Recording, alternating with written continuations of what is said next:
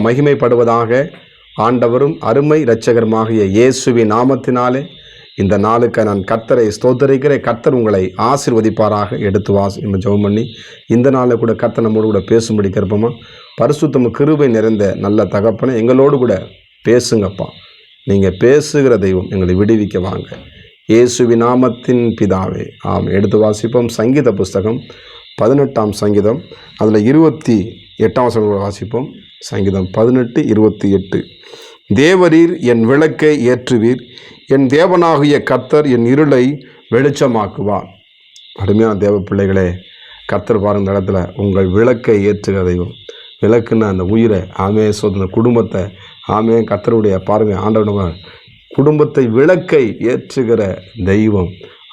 இந்த விளக்கு என்பது எதை குறிக்கிறதுனா ஜீவனாகிய இயேசு கிறிஸ்து நம்மளார் அந்த ஜெபிக்கிறது என்ன ஒரு விளக்காக சொல்லப்படுகிறது. அவருடைய விளக்கு அணையாது இருக்கும் என்று நீதிமொழிகள் புஸ்தகத்தை நம்ம வாசிக்கிறோம். வியாபார கப்பலை பொருட்கள் விளக்கு எரியும் என்று விடப்பட்டிருக்கிறது. ஏதாவது திருமணமாக ஒரு பெண் வீட்டுக்கு வந்தால் என்ன பண்ண, ஒரு விளக்கு ஏற்றி வச்ச பெண்மணி வீட்டுக்கு வந்துட்டா அப்படின்னு சொல்லுவாங்க. அருமையான தேவ பிள்ளைகளே, அது உலகம். ஆனால் இந்த கால நேரத்தில் உங்கள் தீபம் எரிய வேண்டும் என்று சொன்னால், நீங்கள் எரிந்து பிரகாசிக்க வேண்டும் என்று சொன்னால், நீங்கள் வெளிச்சமாக இருக்க வேண்டும் என்று சொன்னால், உங்கள் வாழ்க்கையை ஏசப்பட்ட கொடுக்கணும். கர்த்தருக்கு ஸ்தோத்திரம். ஏன்னா வசனம் சொல்லுகிறது, ஜனங்கள் பெரிய ஒரு வெளிச்சத்தை கண்டார்கள் என்று எழுதப்பட்டிருக்கிறது. அருமையான தேவ பிள்ளைகளே, இந்த கிறிஸ்துமஸ் நாட்களிலே கூட, இந்த டிசம்பர் மாதத்தில் கூட ஆண்டவராகிய தேவன் உங்கள் வாழ்க்கையில் இருக்கிற எல்லா இருளின் என்ன நீக்கி உங்களை வெளிச்சத்திலே கொண்டு வரும்படியாக, உங்களை ஆஸ்வதிக்கும்படியாக இந்த புதிய நாளிலே கர்த்தர் உங்களை பார்த்து சொல்லுகிறார், நீங்கள் வெளிச்சத்தின் பிள்ளைகளாக இருக்க வேண்டும் என்று சொல்லி, நீங்கள் பரிசுத்தமாக எனக்காக வாழ வேண்டும் என்று சொல்லுகிற ஆண்டவர். இந்த இடத்துல எழுதப்பட்டிருக்கிறது என்ன பண்ணார், விளக்கை ஏற்றுகிறவர். அப்புறம் சொல்கிறது, என் தேவனாய கர்த்தர் என்ன பண்ணார், என் விளக்கை ஏற்று வெளிச்சமாக்குகிறார். விளக்கை ஏற்றம் சிலது மங்கியறிகிற மாதிரி இருக்கும். ஆனால் ஆண்டவர் சொல்றார், மங்கியறிய தெரிய அணைக்காத ஆண்டவர். அநேகருக்கு நீங்கள் ஆசீர்வாதமாக இருக்க போகிறீங்க. என்னை யாரும் மதிக்க மாட்டாங்க, என் பேச்சு யாரும் கேட்க மாட்டாங்க, என்னை எல்லாம் உதாசனப்படுத்துகிறாங்க, என் குடும்பத்தில் உதாசனப்படுத்துகிறாங்க, என் கூட பிறந்து உதாசனப்படுத்துகிறாங்க, என்னை பெற்றோர்கள் எல்லாருமே எனக்கு எதிர்மறையாக செயல்படுறாங்கன்னு சொல்லி எதனோடு இருக்கிறீங்களா? உங்களை தேடி ஆண்டவர் என்ன பண்ணார், அநேகரை என்ன பண்ணார், உங்களிடத்துல என்ன பண்ணார், கொண்டு வருவார். உதிக்கிற உள்ளிடத்தில் ராஜாக்கள் என்ன பண்ணுவாங்களாம், நடந்து வருவார்கள் என்று எழுதப்பட்டிருக்கிறது. அருமையான தேவ பிள்ளைகளே, உங்களை என்ன பண்ணுவார், ஆண்டவர் வெளிச்சமாக இயேசு கிறிஸ்து வேதாகமத்தில் சொல்கிறது, அவர் ஒளியாக இருக்கிறார், அவரில் எவ்வளவாகினும் இருள் இல்லை என்று எழுதப்பட்டிருக்கிறது. நீங்கள் இயேசு கிறிஸ்துவை நோக்கி நீங்கள் பயணம் பண்ணுங்கள்.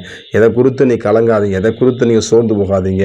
ஆண்டவரை கேளுங்க, ஆண்டவரே என் குடும்பத்தின் விளக்கை ஆண்டவரே நீ ஏற்றுங்கப்பா, என்னை வெளிச்சமாய் மாற்றுங்கப்பா. நான் குடும்பத்துக்கு ஆசீர்வாதமாக இருக்கணும், ஊழியத்தில் ஆசீர்வாதமாக இருக்கணும், ஆனால் வேலை செய்கிற இடத்துல ஆசீர்வாதம் என் தலையை நிமிர பண்ணுங்க ஆண்டவரே.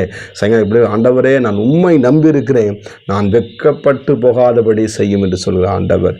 இந்த வேதத்தில் கூட யோவான் சானகன் என்ற ஒரு அருமையான தேவனுடைய மனுஷன், அவன் எரிந்து பிரகாசித்தான் என்று எழுதப்பட்டிருக்கிறது. காட்டு தேனை சாப்பிட்டு கொண்டு வந்த யோவான் சானகன் ஆண்டவர் எரிந்து பிரகாசிக்க அப்படின்னு அவனிடத்தில் அநேகர் அதிகாரிகள் நாங்கள் என்ன செய்யணும் சொல்லி கேட்டாங்க. அவங்க பாவமன்னிப்பை பெற்றுக்கொண்டாங்க, இயேசுவை ஏற்றுக்கொண்டு இயேசுவுக்காக வாழ்ந்தாங்க.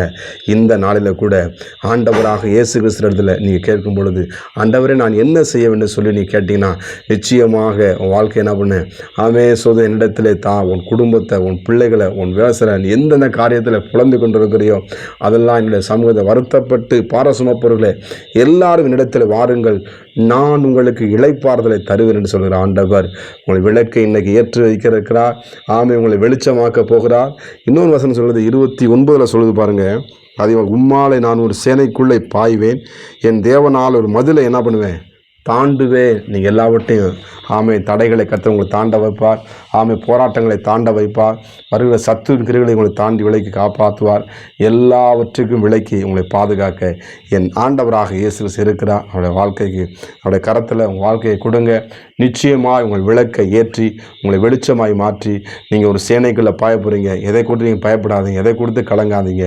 உங்கள் இருதயம் கலங்காதிருப்பதாக தேவனிடத்திலே விசுவாசமாக இருங்கள். நம் ஜெபம் பண்ணுவோமா? பரிசுத்தம் கிருபை நிறைந்த நல்ல தகப்பனே, ஆண்டவரே, இருளையும் வெளிச்சத்தையும் வெவ்வேறாக பிரித்த தேவன். வெளிச்சம் நல்லது என்று கண்டீங்களே, இந்த பிள்ளையுடைய வாழ்க்கையில் ஒரு வெளிச்சம் உதிப்பதாக. ஆண்டவரே, சரீரத்தில் வெளிச்சம் உதிப்பதாக. ஆண்டவரே, பிள்ளைகளுடைய வாழ்க்கையில் வெளிச்சம் உதிப்பதாக. வேலை ஸ்தலத்தில் ஒரு வெளிச்சம் உதிப்பதாக. ஊழியத்தில் வெளிச்சம் உதிப்பதாக. ஆண்டவரே, உம்முடைய குடும்பத்தில் இருக்கிற எல்லா இருள்களும், எல்லாவித சத்ருவின் கிரிகள், எல்லா பில்லிசுனி ஏவலின் கிரிகள் இந்த குடும்பத்தை விட்டு வெளியேறட்டும் அப்பா. உடைய பிள்ளைகளை நீங்கள் வாழ வைக்கிறதற்காய் சோத்திரம், நிம்மதியை தருவதற்காய் சோத்திரம், சந்தோஷத்தை கொடுக்கிறதற்காய் சோத்திரம். உடைய பிள்ளைகளை நாங்கள் வாழ்த்துகிறோம். ஆசீர்வதிங்க இயேசுவின் நாமத்தின் பிதாவே, ஆமென். God bless you. கர்த்தர் உங்களை ஆசீர்வதிப்பாராக.